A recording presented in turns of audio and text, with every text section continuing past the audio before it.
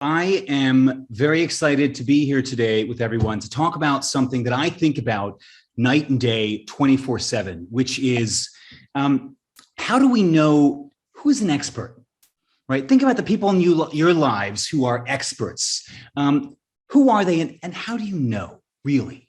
Right? If you think about the doctors in your life or the stockbrokers or the professors in white shirts and blue jackets giving talks to you over Zoom, how do you know they have any idea what they're talking about at all, right? And that's really what this portion of this is about.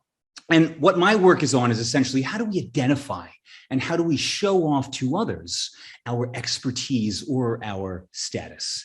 And the basic overview of that is we generally use cues to inform people and to know about their level of expertise or status. And these cues can be visible or vocal types of things. They can be environmental or contextual, about where the person is. It can be social, where they are in relation to others, or how they perform in a particular particular task. But overall, the main point I want to make with this, and to start off with, this is very important, is that expertise is something that is performed. It is a performance with visible indicators. Now, today we're going to be talking about one type of expertise performance, which involves jargon. So I do, in all the classes that I teach, I ask my students, well, who uses more jargon? Is it experts or non-experts, right? Do experts use more jargon? And pretty much everyone says, well, yes, experts use more jargon. Pretty unanimous, right? Across any group that I ask that question to. But do they really? I'm going to give you some examples to start off with, which might question that. So I used to go to primatology conferences where people study monkeys. And there were, at one of these conferences, I passed by a junior academic presenting their work. And I'd like to show you this particular poster here that they were presenting, their research on vertical bipedality in wild capuchin monkeys. Now let's look at the introduction here of their research. Non-human primates often show bipedal locomotion on horizontal substrates, terrestrial and arboreal, and they do it in an upright striding bipedal fashion. And I was thinking to myself, this young professional here was giving a presentation on what in their mind was a study on upright striding vertical bipedal locomotion on horizontal terrestrial substrates exhibited by non-human primates. But for me, they could have said that just as easily just by saying, monkeys walking on 2 feet on the ground, right? But this person was communicating something else, something not just about the research they were doing. It was something about them personally as being a respected academic or researcher. Now, I'll use academic examples, but this is certainly not limited to academia. When I graduated from college and all my friends went off and became lawyers, they started talking about ridiculous things like truncated optionality instead of fewer choices. Right? And my junior friends in consulting who joined McKinsey and BCG suddenly started synergistically leveraging their core competencies all over the place instead of just doing what they were good at, I guess, right? And so there's all these examples of what I saw throughout the rest of my career in investing in management of particularly junior people overusing jargon. And here's a list of some of the most hated business jargon with some of my favorite ones circled. And the times in my past career where I saw these used most often, where I most noticed it, was by these junior people. And so I began to ask, well, does this high jargon really mean that someone's an expert? And I'm going to argue today with a number of studies that no, it doesn't. Right? Hard jargon often means that the person has a lot of social concerns and status concerns that they are compensating for. Now, to begin, I'm just going to give a brief overview of status, a concept we're all familiar with, which has been defined as the extent to which an individual is respected or admired by others. And status is a fundamental human motive. That means on average, People want to have status. We want to express the amount of status that we feel we're entitled to. And if we don't have this level of status, we react in a compensatory fashion. Prior work has talked about if people feel their status threatened, they might work harder, they might do more to help the group, they might start bragging and tell everyone how great they are. They might engage in something called conspicuous consumption, like buying expensive things and showing off fancy clothes and cars. Now, some past research has looked at how people compensate for low status using language. Here's an example. Smaller, low-status international airports are more likely than higher-status international airports to use the term international in their name, right? And if we talk about universities, lower-status universities are more likely to use the term university in their name than higher-status university. Make sure everyone knows. Let's stay on the topic of academics.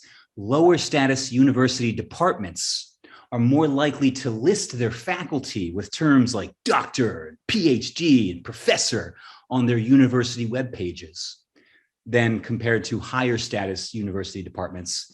And at the individual level, lower status professors or academics with fewer citations like myself, we're more likely to have doctor and PhD in our email signatures than higher status academics. So examples of compensating by the words we say and what we show off linguistically. Now, today we're talking about jargon. What do I mean by jargon, right? Jargon is socially learned words, terms, metaphors, phrases that are specific to a professional community. Every professional community has it. Truck drivers and bankers and nurses and librarians and academics, certainly. It's hard for outsiders to understand. And this is important, they're used in place of more easily understood alternatives. I'm going to leverage instead of use something. I'm going to elucidate instead of explain, right? And jargon is a status signal. It is associated with higher status professionals and higher status professions overall. And it comes in many different forms. For example, acronyms are a form of jargon. Metaphors are often jargon or repurposed or excessively performatively technical terms. And so we ran a number of studies, and one of the first about this topic, and one of the first hypotheses that we tested is, well, if the question is who uses more jargon, we know that in general, experts and higher status professionals are expected to use more jargon than novices.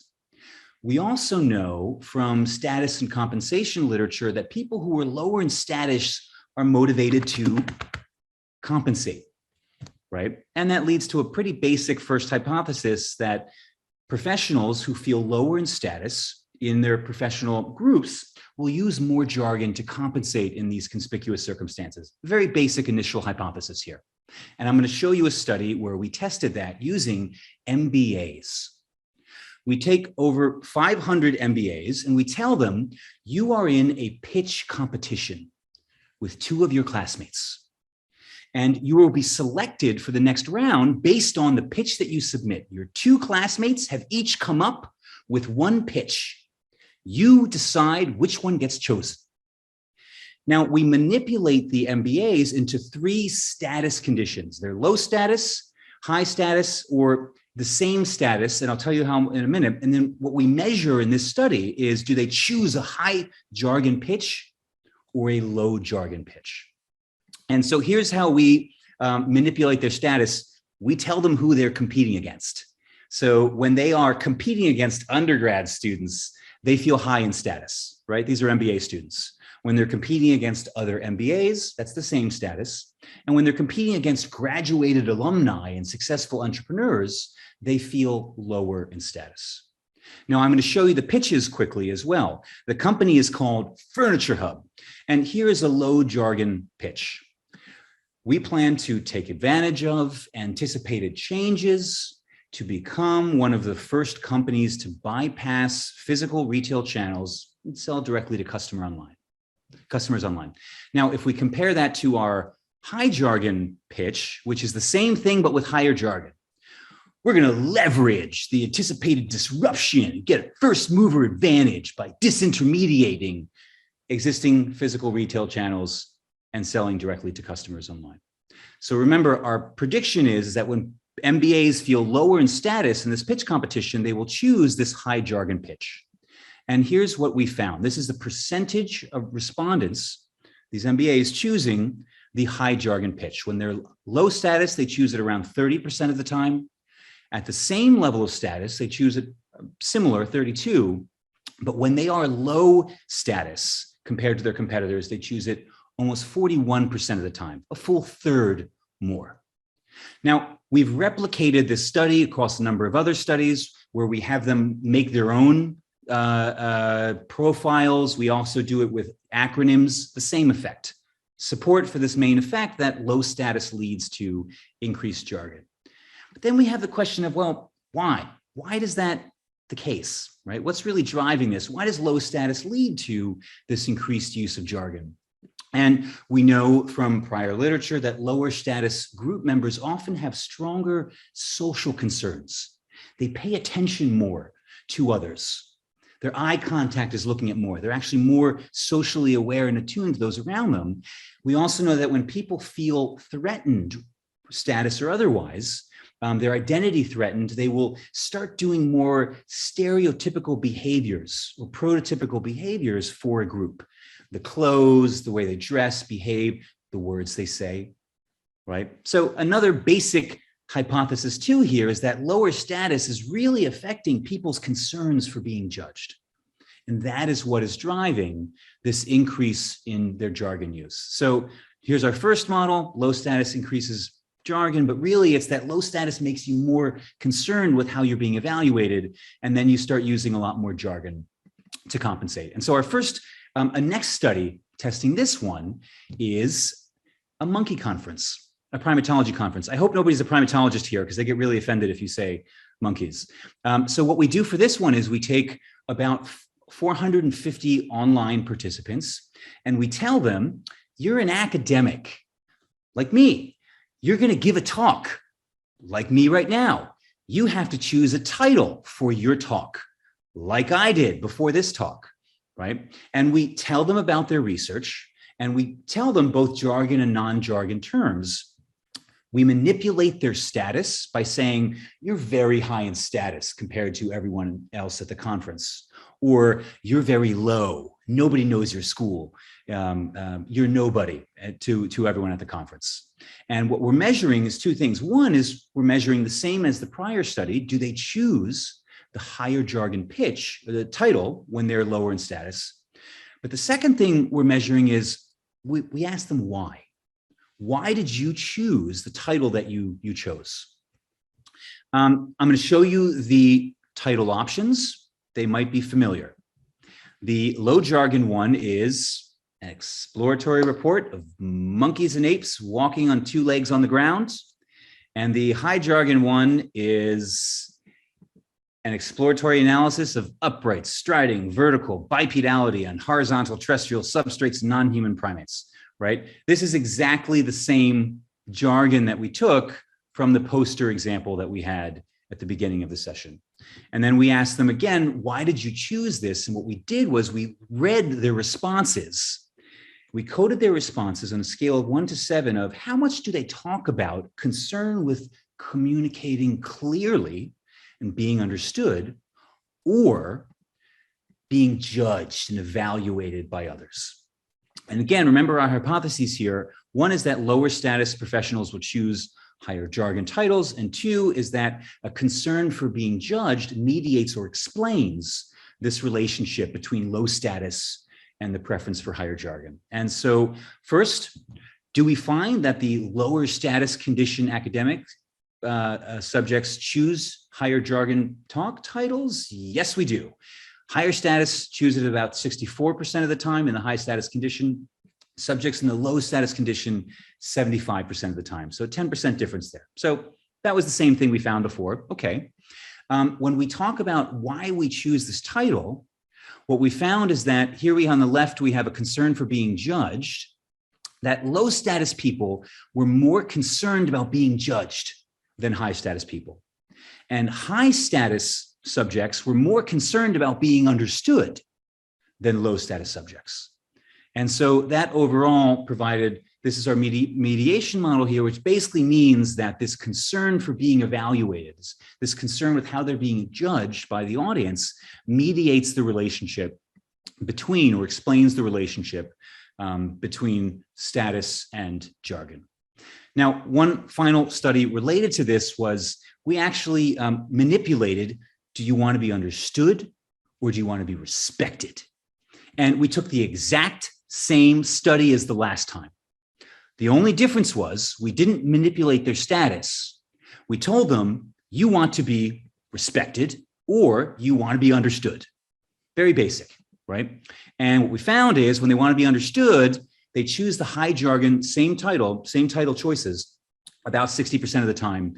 When they want to be respected, they choose the high jargon title over 70% of the time. So more support for these two hypotheses we have. Now, some of you might be saying like, okay, you can get this done with experiments where you manipulate people into doing this, but you probably can't find this in real life examples with large scale data sets. So for our next study, that's what we'll do. For this particular one, we look at US graduate degree dissertations. We took over 64,000 PhD and other advanced degree dissertation titles from the top 200 schools in the US over 2 years. Now, we measure the status of the author. How do we do that? The US News and World Report's ranking system, quantitative measure. How do we measure jargon for academics? Well, two ways. The first is something called readability, which is a measure of linguistic complexity and how hard it is to understand something. Academics prefer to utilize rather than use. We like to elucidate rather than explain, right? So complicated is more of academic jargon rather than simple. That's one measure. The other is there an acronym or not? Now, we also control for the topic, the year, and the type of degree. Now, a bit more on this academic readability measure. It's the number of years of education. It's a quantitative number that measures the number of years of education required to understand a text. There's a bunch of different formulas that measure it. And readability, and big fancy words, is uniquely suited to measure academic jargon because we're all trained in it. To get into academia, you have to take advanced tests that specifically measure how many of these words you know. And this type of linguistic complexity has been linked to academic prestige in journals in the past. And so we used a combination of 6 different formulas, and we standardized them and then took an average. And remember, our hypothesis for this, again, is that as the ranking gets worse, these are all good schools, but as the ranking gets less prestigious, the jargon in the titles will get higher to compensate. And here's what this looks like graphically. On this left side here, this is the amount of jargon. So as it goes up, the amount of jargon goes up. And then on the bottom part here, this is the status of the school. And as it gets higher, it's lower in status. So Princeton or Harvard are number 1. And then this is out in the 200. So these are lower in status. And here's what the data looks like.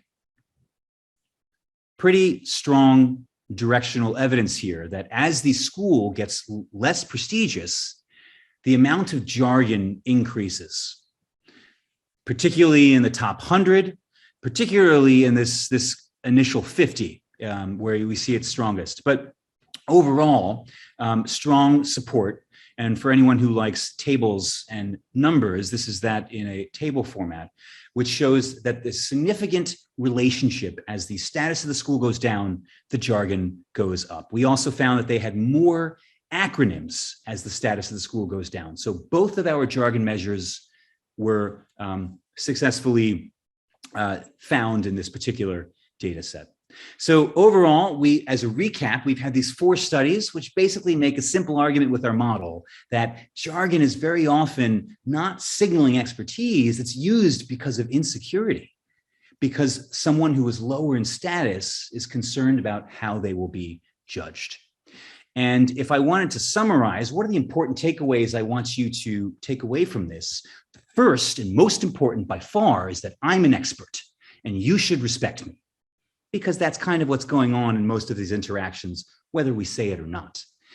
Jargon is a status signal, and people use it for social and performative reasons, not for communication.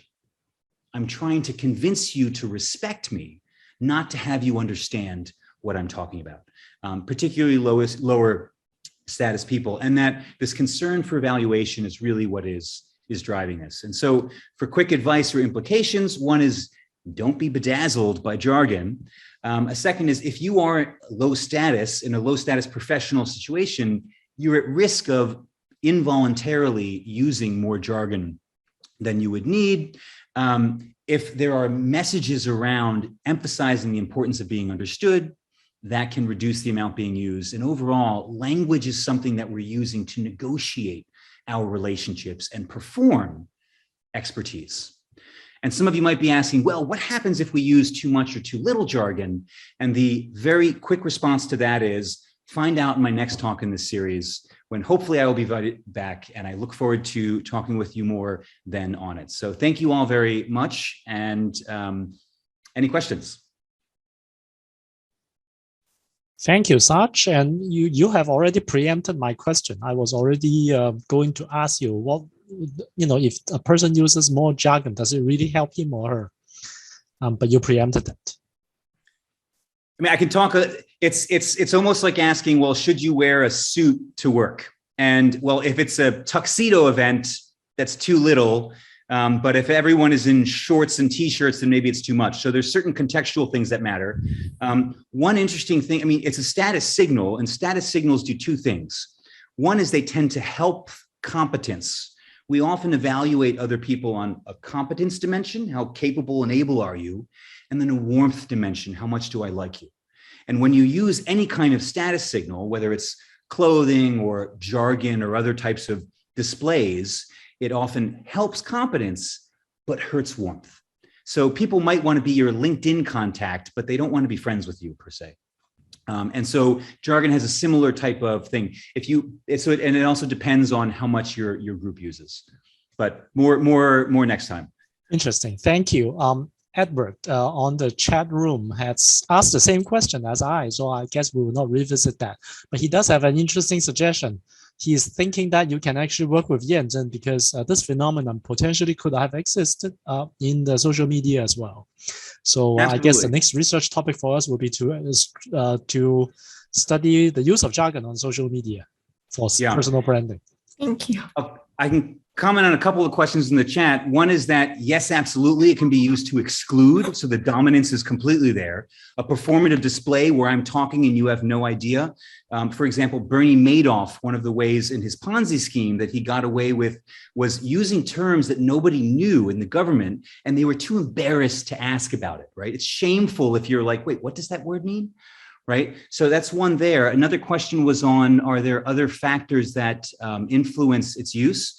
One interesting thing is non-native English speakers, perhaps some of you in this room, across all of my studies, always show a higher preference for jargon use, number one. Number two, when people use excessive amount of jargon, not native speakers get really annoyed. Right? Initially, it's more jargon is good, and then you read an optimal point, and more too much, people get upset by it. But for non-native speakers, more is always better. So that's one there. And then the question was, is this specific to academia? I would say not at all. I didn't show you other experiments, but in the paper, we have lots of other different contexts in other professions, lawyers and different things. But jargon is across pretty much any professional industry, whether you're a plumber, whether you're a clown, or whether you're a banker. And some might argue that bankers and clowns are the same thing. So I think I answered all the ones in the chat. There's one more. Would the usage of jargon change as a person's status change? As they get higher, yes. At the highest level, this is a totally different thing, but often people will very performatively speak simply. Like Warren Buffett, for example, has a rule of using no jargon, but he also tells you he's going to use no jargon. It's similar to how he only eats at very basic steakhouses, but then tells you he only eats at really average steakhouses. So he's advertising his under claiming, is underperforming. It's like humility as a social strategy. So humility is a presentation strategy. For anyone who thinks humility is genuine, it's actually a strategy people use to get status. And underusing jargon, for example, can be a use of that. If you tell people that that's the reason why you are. But also too, if people want to be understood, then they would use less of it. So if you're higher and less threatened, then you would use less of it also. Very good. There is another part of Joseph's question that I guess we have not reached yet. Which one? That is about gender. He asked about gender. Is there a difference between gender? So there is no difference across the studies that I have of do men use it more than women. However, if I ask people who uses more jargon, men or women, I think you can all just guess. The answer is overwhelmingly, people always say, yes, men use more jargon than women. So the expectation is they're using more than women. And so how that affects perceptions, it's almost like, oh, I know you're trying to use it to show off. And so in some these are preliminary studies, we find that men surprisingly get punished a little bit more than women in certain domains when using it, which is surprising because often it's women who are punished when they have very agentic status claiming behaviors. But at least in this particular thing, in some of our preliminary studies, that's not the case. Yes, and the comment at the end of our talk was how we synergistically leveraged a myriad of literatures to elucidate antecedents and consequences of linguistic interactions. So thank you for that. Very good try, Joseph. Any other questions? Or maybe other questions from for Jensen's talk as well?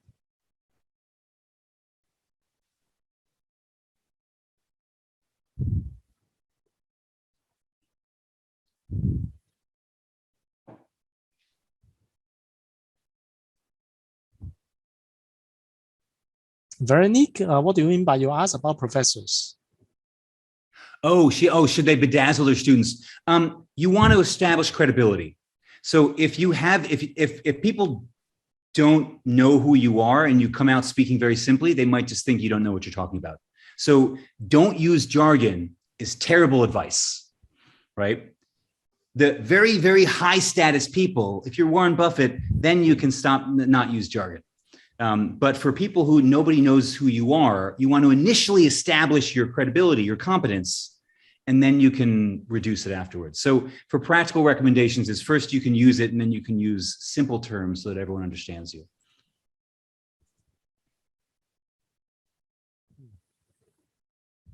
Very interesting. All right. Any other final questions? Sarge, we will sure have you back for the next one. I guess a lot of people will be very interested in knowing whether these jargons will help or not. I certainly am very interested because I think I have used a lot of words that you mentioned just now. I use them all the time. and as you rightly pointed out, low-hanging fruit is almost like everybody in the MBA program would use. But this brings me to another question, actually. Is it really because everybody has intended to use jargon to manage impression about them? Or could it be just a social norm? You know, when you are surveying all the MBA students, maybe they are just used to that language. Yeah, there's social norms as well. But in our experiments, when we manipulated the status, the status sort of was what really drove it. And it was really the low status condition. The same status one didn't do it. But absolutely, the jargon would be relative to a norm. And some industries have much more jargon than others.